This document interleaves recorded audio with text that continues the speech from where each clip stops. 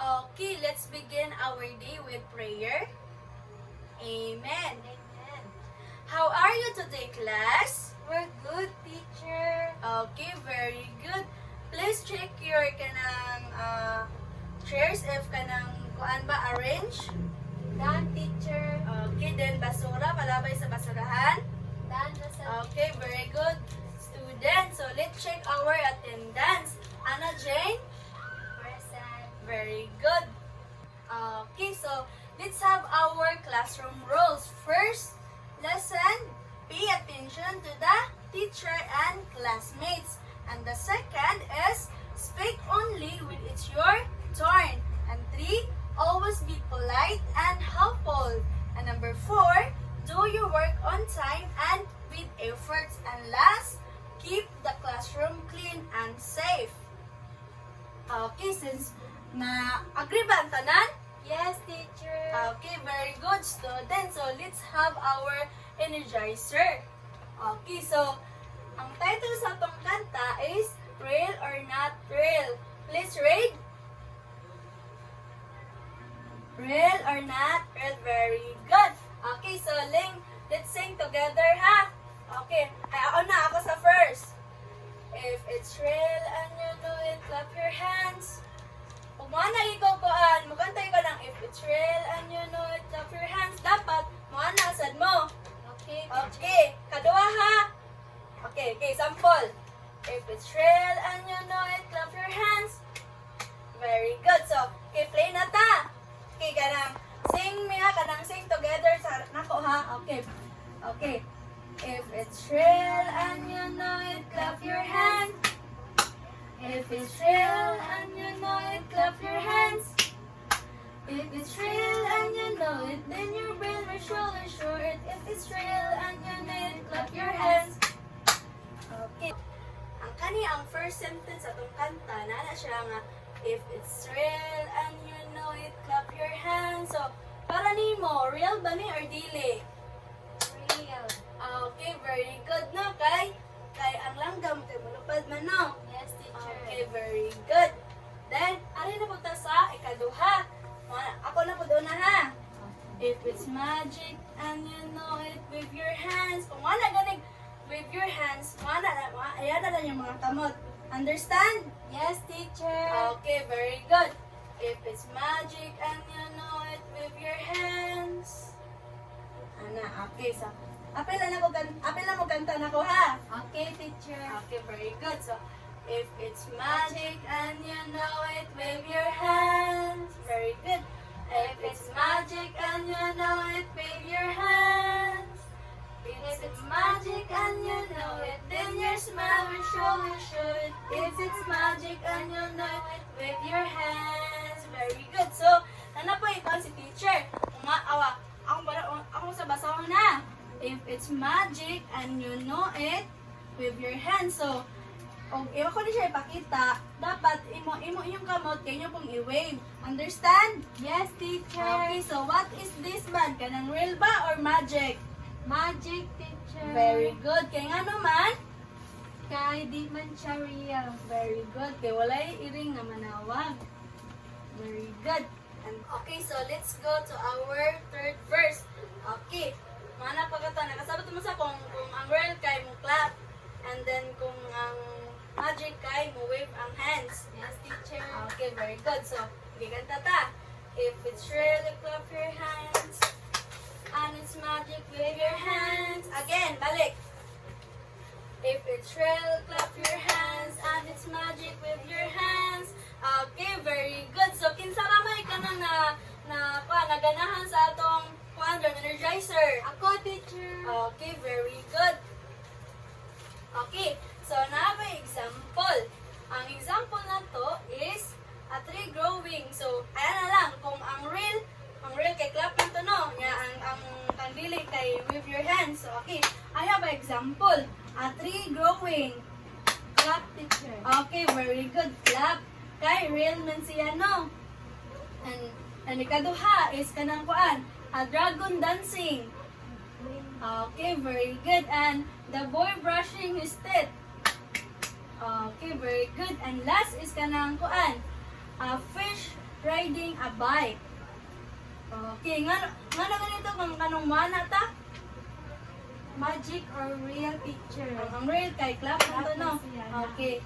Very good, students. Okay, now let's have our review. Who can recall our kanang last topic yesterday?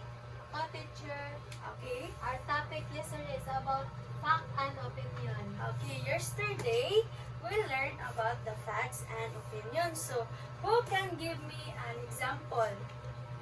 Teacher, Okay, very good. fact is, my example is your heart pumps blood through our body.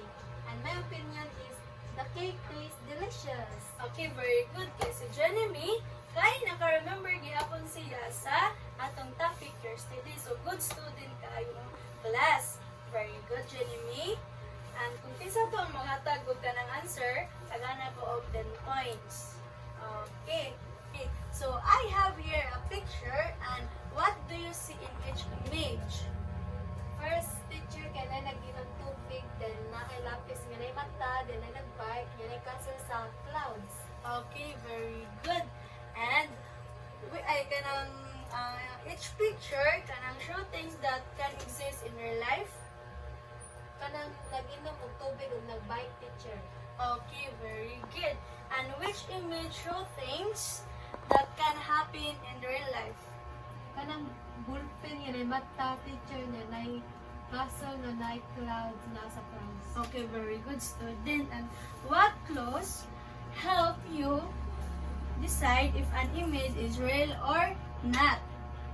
Sa kaning upat ka picture, asa may ka ng mga kuha ni mo nga, mao ni siya ang real ug mao ko ni siya ang dili. Kay wala may lapis nga na ay mata, teacher, wala kong clue. Kung dayon, Bali, believe na di na siya real. okay din ang kanipod no. Oo, ang castle, kay wala pa ko kita nga nasa clouds. Okay, very good. Dayon, sa kani kay mamakitan to sa real life. Yes, Nga teacher. kanipod. Nga kani kay makatuota pero makakuan to ta. Makatuota nga na lapis pero makaanat ang nga na lapis nga na ay kilay na mata na kamot. Nya sama sa ato ba? Yes, teacher. Okay, very good. Okay, and now I will show you the guide question.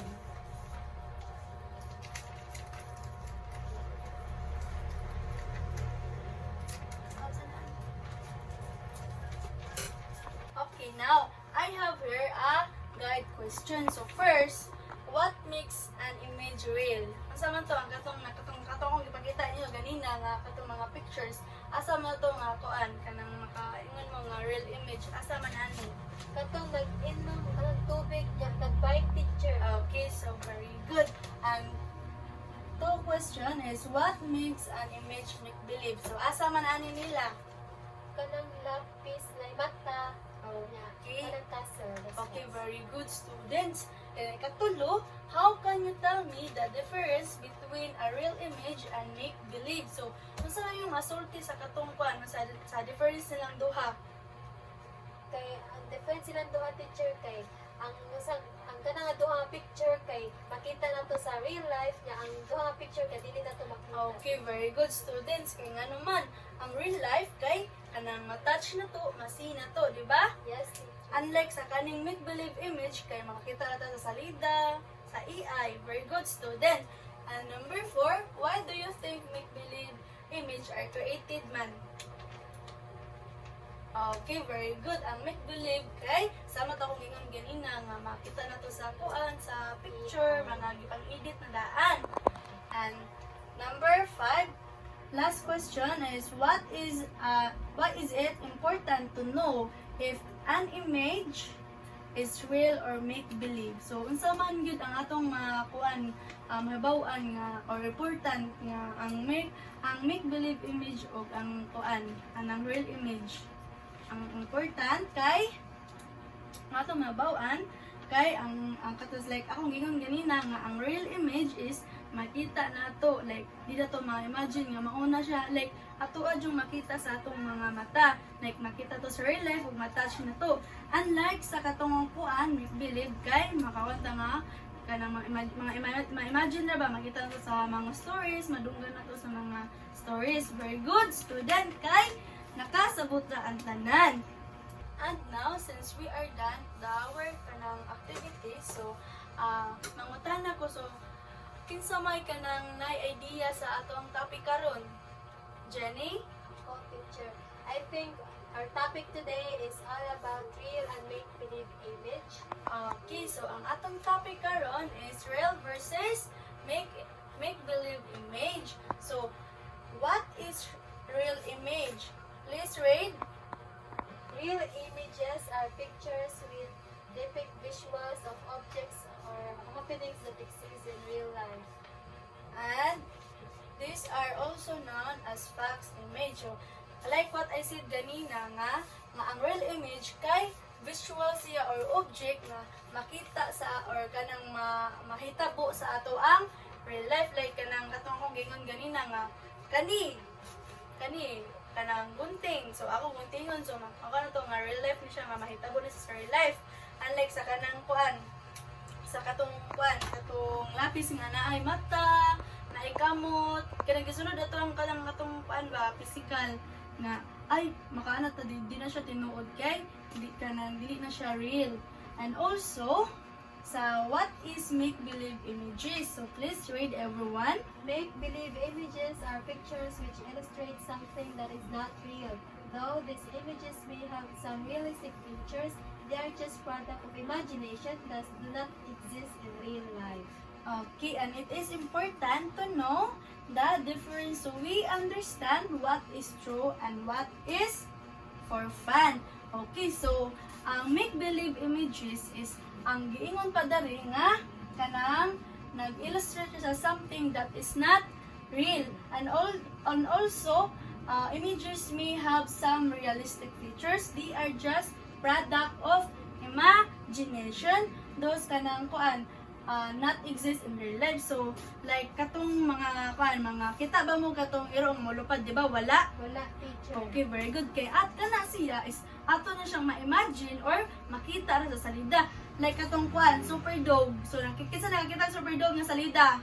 Ako, teacher. Okay, so matana ko sa super dog. Kita ba mo sa mga aero na to dari nga molupad? Wala, teacher. Ano, so walay ka ng super dog nga aero, no? Like nakita na ginato sa salida, mga stories, mabasa to sa mga stories na dunggan, o kanang madungan to sa mga gipangkuan sa to mga lolo, mga lokhadlok nga panghitabo. Mo nagiingon niya cannot exist in real life, unlike sa kaning kuan, sa kaning real life nga ato gyud makita, atong matouch, atong like sa foods, atong makaon, like mga ana. Okay, kanang unsa ganito ang kuan, make anang real images? Real picture na makita nato. Okay, very good. Kuan siya, object siya or kanang happening that is mo exist siya sa ato ang real life. And what is the make-believe images man? Not real, teacher. Okay, very good. Kay dili siya mo exist, do not exist in real life. So tanan ba nakasabot? Yes, teacher. Okay, so mga tanong ko balik unsa ginito tong topic?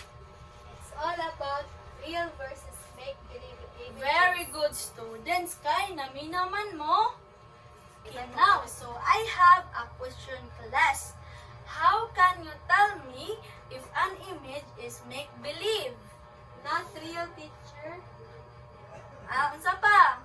Kanang imagination ra nato, teacher, makita. Okay, very good, no? Katong kanang ako gisulti ganina nga ang make-believe kay just kanang our imagination, opinion na nato nga mao ni siya ang nahitabo nga mag-imagine ta, or like for example sa tong damgo, mga nana no nga nakita na superhero ta. Very good. And two is kanang kuan. Why do you need to know the difference between kanang real image o make-believe images?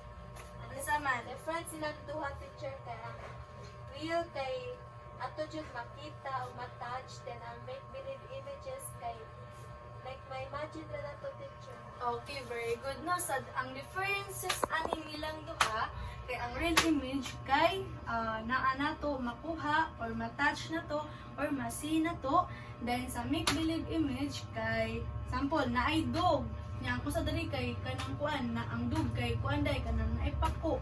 No, so mo na makaingon ta nga ang difference aning duha kay lahi sila. Like real ni siya ang real gid ang real image kanang dug ra nga normal. Unlike sa make believe image nga atong example kanang ang hero nga naay kanang wings na makalupad siya na superhero siya, and that is real image versus make believe images.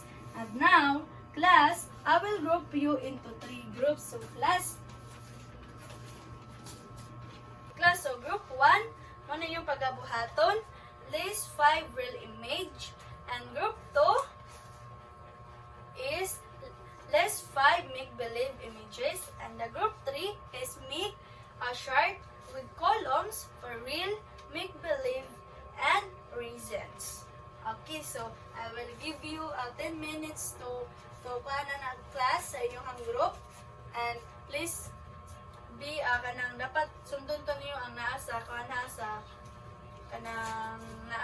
to ang classroom rules. Okay? Ano na ba? 3, start. Okay, class. So this is your criteria by kanang your group. Okay, so first is competencies of output. Group 1 is ang group 1 and 2 katong nga list 5 kanang items. Ang group 3 is chart has all 3 columns, real and make believe image and reason, so 40%. And accuracy, items are correctly classified, reasons are logical and correct, 30%. And presentation, clear and confident presentation, all members participate, 20%. And teamwork is members cooperate and share tasks fairly, 10%, the total of 100%. Okay, class?